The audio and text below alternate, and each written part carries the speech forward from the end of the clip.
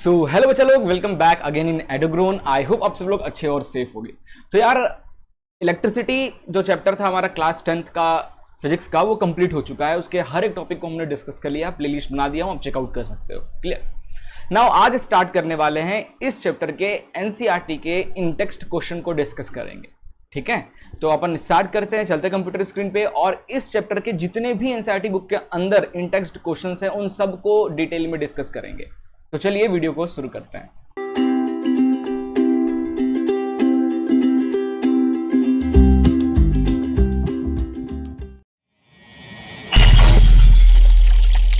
सो यार electricity chapter 12th chemistry class 12th, ठीक है।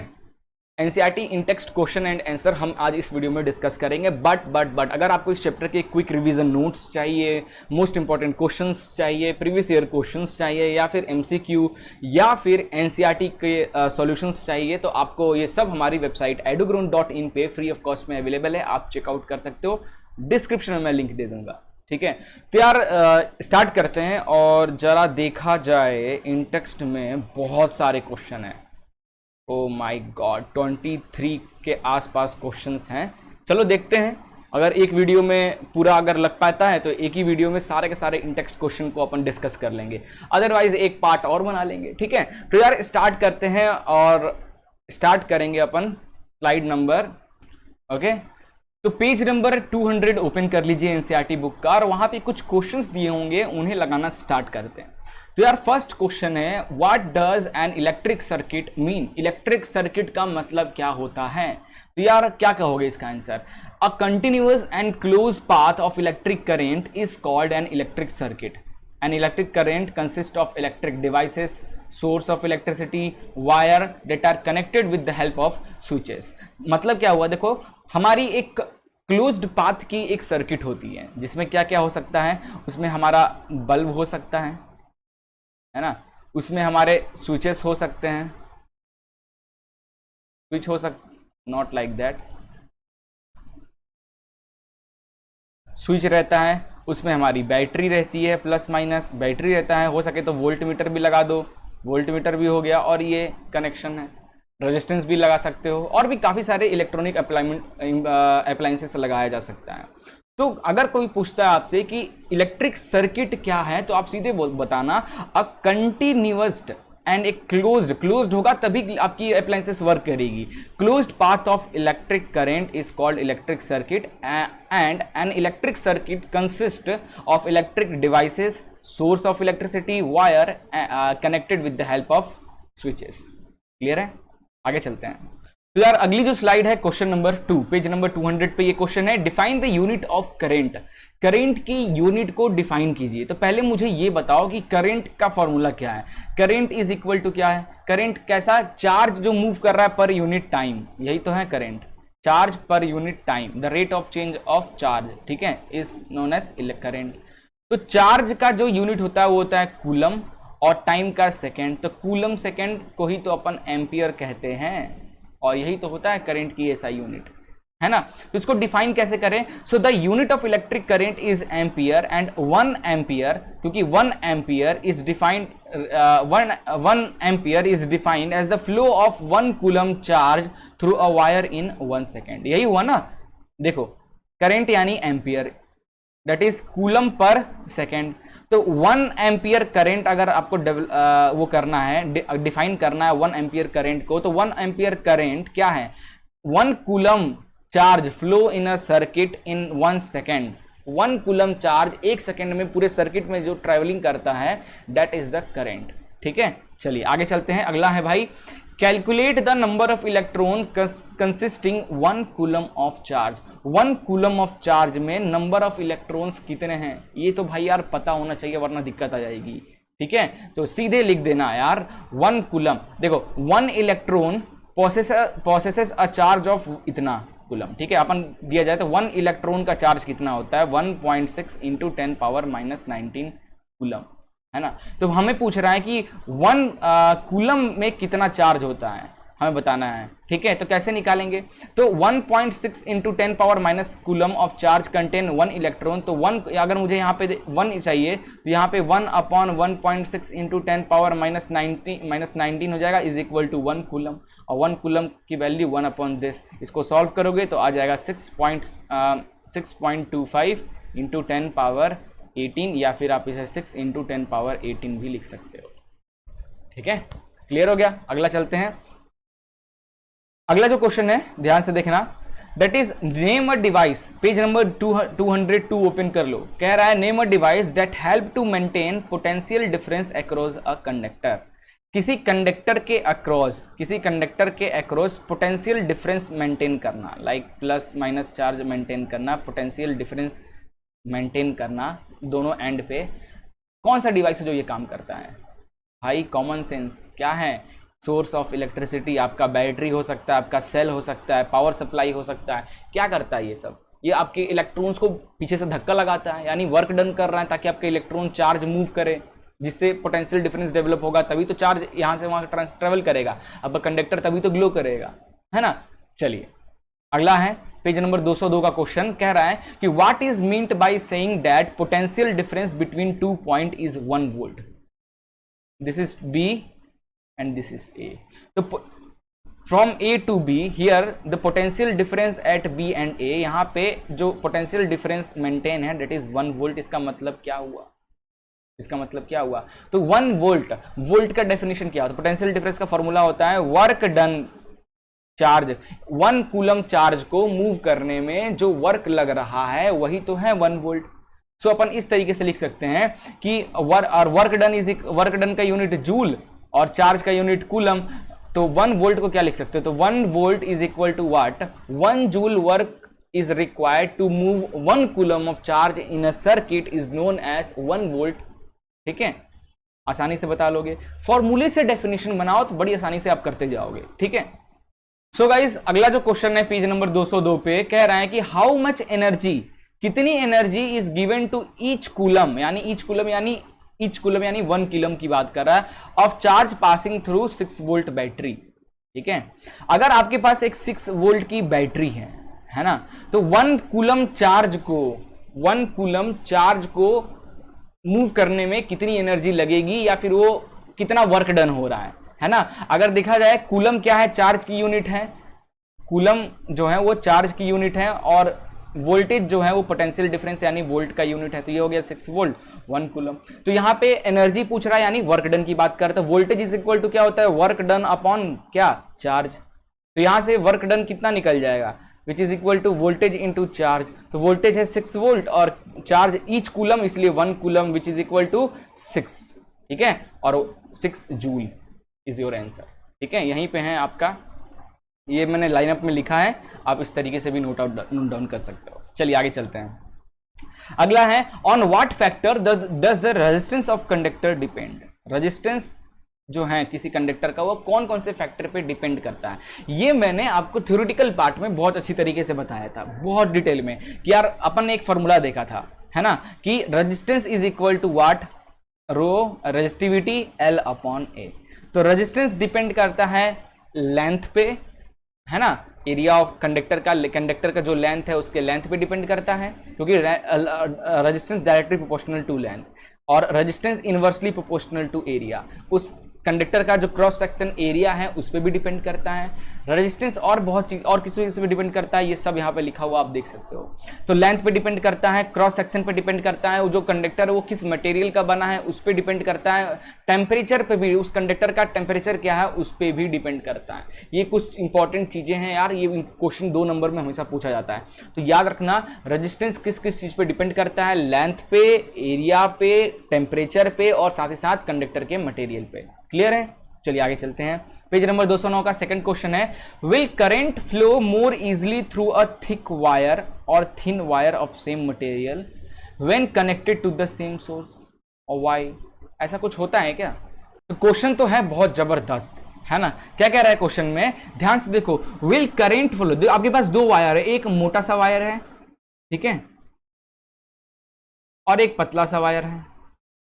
अब पूछ रहा है कि दोनों को सेम सोर्स से, सेम बैटरी से दोनों को कनेक्ट किया गया है। है ना, सेम बैटरी से दोनों को कनेक्ट किया गया है। तो बोल रहा है कि करंट किसमें बड़ी आसानी से फ्लो होगा, मोटे वाले में या पतले वाले में। तो देखो यार, अगर वो तो डिपेंड करता, करंट का फ्लो डिपेंड करेगा कि यार जो वायर है उसकी रेजिस्टेंस पे, है ना, वायर की रेजिस्टेंस। हमें पता है रेजिस्टेंस क्या होता है, अड़चन है जो हर जगह देखने को मिलती है। जितनी कम अड़चन होगी उतनी तेजी से चीजें फ्लो होंगी, है ना। तो रेजिस्टेंस का फॉर्मूला देखोगे, resistance is equal to resistivity length of conductor upon cross section area of conductor. अगर एरिया से देखा जाए तो resistance is inversely proportional to area. तो जिसकी एरिया कम है उसमें ज्यादा रेजिस्टेंस होगा, और रेजिस्टेंस ज्यादा है तो करंट फ्लो जो होगा, करंट का जो फ्लो होगा वो क्या होगा, स्लो हो जाएगा और हीट ज्यादा निकलेगा, है ना। वहीं जिसका एरिया ज्यादा है तो रेजिस्टेंस क्या होगा, कम होगा। तो रेजिस्टेंस अगर कम है तो करंट क्या होगा, बड़ी आसानी से तेजी से फ्लो करेगा, मतलब बहुत अच्छी तरीके से फ्लो करेगा, है ना। जब अच्छी तरीके से करंट फ्लो करेगा तो अपन कह सकते हैं कि जो मोटा वाला वायर है उसमें करंट जो है ज्यादा आसानी से फ्लो करेगा। This is your answer in the word, ठीक है। अगला क्वेश्चन आपके स्क्रीन पे है कि let the resistance of an electrical component remain constant. एक इलेक्ट्रिकल कंपोनेंट है जिसका कह रहा है कि रेजिस्टेंस को कांस्टेंट मान लिए, while the potential difference across the two end of component decreases to half of its former value. तो मान लीजिए शुरू में पोटेंशियल डिफरेंस की वैल्यू v थी, आफ्टर जब डिक्रीज होके फिर उसकी पोटेंशियल डिफरेंस कितनी होगी, जो पहली थी उसका हाफ हो गया, यानी v/2 हो गया। पहले v था तो v dash that is v/2। What change will occurs in current through it. तो करंट में क्या चेंजेस होगा ये बताना है। तो देखो यार, ओम्स लॉ की अगर हेल्प लिया जाए, ओम्स लॉ की हेल्प लें तो v इज इक्वल टू होता है IR, है ना। और रेजिस्टेंस तो वैसे भी कांस्टेंट वैल्यू है तो कोई मतलब नहीं। तो फर्स्ट केस में v इज इक्वल टू क्या है, करंट। v जो है वो डायरेक्टली प्रोपोर्शनल है करंट के। तो अगर शुरू में वोल्टेज v था तो करंट vi था, बाद में वोल्टेज को आप v/2 कर दोगे तो करंट भी क्या होगा, डायरेक्टली है, वो भी जितना आप में कम हुआ उतना करंट भी उतना ही कम हो जाएगा, I/2 हो जाएगा, है ना। ये तो आपको डायरेक्टली कॉन्सेप्ट के थ्रू मैंने बताया। एक्चुअली यूज कैसे करेंगे इसको सॉल्व करने के लिए, तो सबसे पहले तो आप लिखिए resistance is equal to what sir, constant है। शुरू में जो वेलोसिटी वोल्टेज था वो v था, बाद में वोल्टेज कितना हो गया, v dash that is v/2 हो गया। तो शुरू में जो करंट है वो कितना होगा भाई, v is equal to IR, current is equal to v/R हो जाएगा। शुरू में करंट इतना फ्लो था, बाद में करंट I डैश कितना हो जाएगा, that is v dash upon R। तो v डैश की वैल्यू क्या है, v/2, है ना। और ये रेजिस्टेंस, अब रेजिस्टेंस तो कांस्टेंट है तो I डैश की नया जो करंट जो डेवलप होगा वो क्या, R तो कांस्टेंट है तो v/2, ठीक है। या फिर ऐसे लिख लो, इसको ऐसे लिख लेते हैं, ये 1/2 हो गया, ये v/R हो गया, है ना। तो यहां से I डैश जो नया वैल्यू आया वो क्या हो जाएगा, 1/2, और पूरा v/R क्या है, v/R करंट है, तो करंट का, है ना। तो करंट भी हाफ हो जाएगा, ठीक है। यही चीज यहाँ पे लाइनअप में लिखा हुआ है, आप ये देख सकते हो। आगे चलते हैं, अगला ध्यान से देखो, therefore the amount of current flowing through the electrical component is reduce by, वो भी हाफ रिड्यूस हो जाएगा। चलिए अगला चलते हैं, पेज नंबर 209 का फोर्थ क्वेश्चन है कि why are coils of electric toaster and electric iron made of an alloy rather than pure metal. तो यार जो प्योर मेटल्स होते हैं ना, उनकी जो मेल्टिंग पॉइंट होती है वो कम होती है। वहीं हम एलॉय की बात करें तो एलॉय की जो मेल्टिंग पॉइंट है वो बहुत ज्यादा होती है। क्यों? क्योंकि एलॉय क्या है, काफी सारे अलग अलग मेटल से मिलके बनने वाला। अब काफी सारे अलग अलग मेटल जुड़े हैं तो जाहिर सी बात है सबकी मेल्टिंग पॉइंट भी जुड़ेगी और एक नई मेल्टिंग पॉइंट रेडी हो जाएगी, है ना। तो क्या कह सकते हैं, according to melting point therefore electric toaster electric iron are made up of alloy, ठीक है। यही चीज यहाँ पे लिखा हुआ है, देख सकते हो। रेजिस्टेंस के भी अकॉर्डिंग करते हैं, resistivity of alloy is higher than the pure metal. इस रेजिस्टिविटी के अकॉर्डिंग भी आप बता सकते हो इस चीज को कि जो एलॉय होती है उसकी रेजिस्टिविटी बहुत ज्यादा होती है, ठीक है।